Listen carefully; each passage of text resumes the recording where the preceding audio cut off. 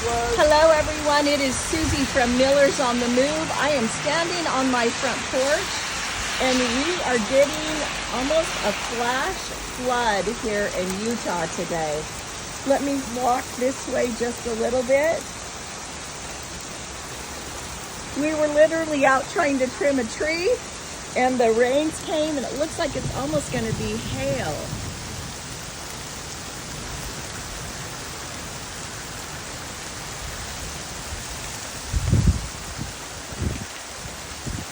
You can see that tree was our project, and Christian and I got rained onto the porch.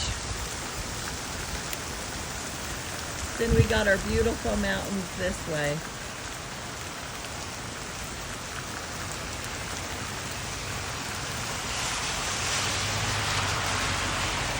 Just another day with Utah's bipolar weather.